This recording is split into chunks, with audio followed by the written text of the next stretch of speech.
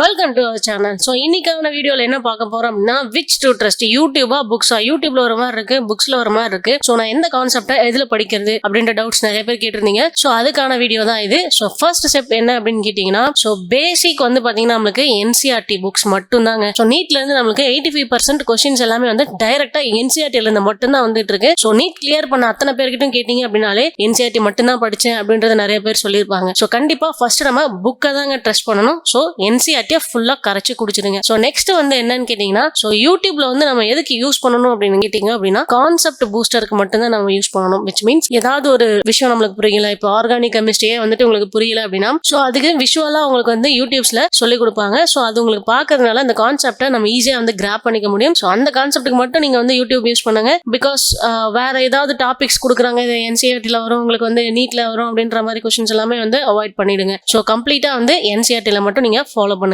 And third step வந்து avoid random channels. So எந்த சேனல்ல என்ன டாபிக் போட்டாலும் பார்க்க தேவையில்லை. அத்தன்டிக்கான சேனல்ஸ், எக்ஸாம்பிளுக்கு நம்ம சேனல் மாதிரி ஸோ கான்செப்ட்ஸ் எல்லாமே கிளியரா தெரிஞ்சு சொல்லி கொடுத்துட்டு இருப்பாங்க. அந்த சேனல்ஸை மட்டும் ஃபாலோ பண்ணுங்க.